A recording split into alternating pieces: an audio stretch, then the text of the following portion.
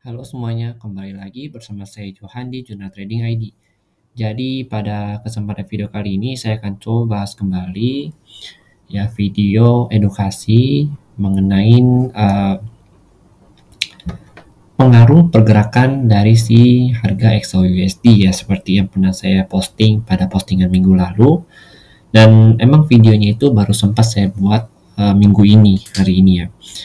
Jadi memang dalam postingan kemarin ya seminggu yang lalu saya ada katakan saya akan membuat satu video yang dimana video itu akan saya fokuskan untuk membahas pengaruh pergerakan dari XAUUSD. Jadi harga dari si emas ini itu dipengaruhi oleh apa saja yang membuat si emas ini naik turun.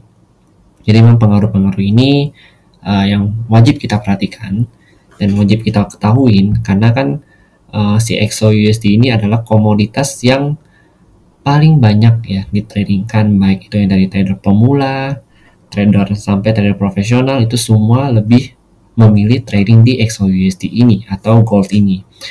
Jadi dengan adanya video ini harapan saya itu bisa membantu kalian untuk belajar lebih memahami lagi apa aja sih pengaruh dari si gold ini dan apa aja yang harus diperhatikan, indikator apa aja.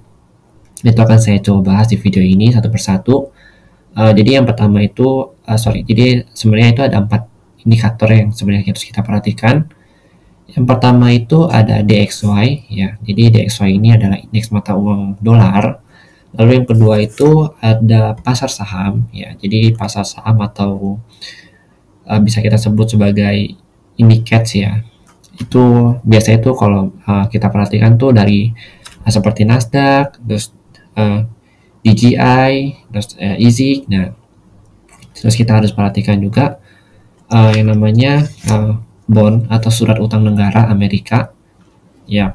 Lalu yang keempat itu ada yang namanya headline news. Nah, itu memang headline news ini yang harus kita perhatikan juga karena ini juga akan sangat mempengaruhi dari pergerakan si XAUUSD ini. Lalu kalau kita perhatikan lagi ya memang headline news ini kadang itu berefeknya itu bisa untuk jangka panjang, yang bisa untuk jangka panjang, menengah, ataupun jangka pendek. Kalau misalkan news yang seperti contohnya geopolitik dan lain sebagainya itu jatuhnya itu adalah jangka menengah. Oke, ini kita bahas dulu ya. Pertama kita bahas dulu dari segi DXY-nya. Kalau dari segi DXY, kenapa saya bilang ini mempengaruhi pergerakan dari si XAUUSD? Kita perhatikan ya. DXY itu kan indeks mata uang dolar. Yang otomatis kalau misalkan dolar menguat, berarti kan dolar itu banyak dibeli atau demand-nya itu banyak, sehingga itu yang membuat harga dolar naik. Jadi kita perlu ingat ya supply dan demand, dimana kalau yang demand-nya banyak, otomatis harga barang itu akan naik. Oke, jadi kalau demand-nya banyak, harga barang itu akan naik. Tapi kalau demand-nya sedikit, lebih banyak supply, itu akan menurunkan harga barang itu sendiri. Kayak kita contoh di sini DXY itu adalah barang ya. Dia itu adalah dolar ya. Dan emas itu adalah barang yang akan dibeli dengan menggunakan si USD ini atau si dolar ini.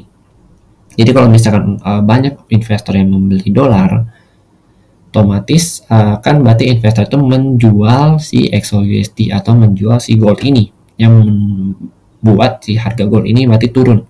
Nah, posisinya berarti kan si DXY ini naik ya, DXY ini naik, si gold itu turun.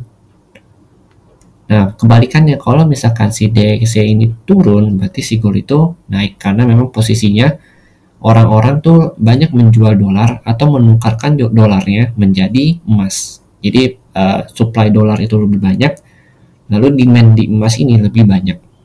Jadi kebalikan, kita harus paham dulu konsep supply dan demand di ekonomi ini.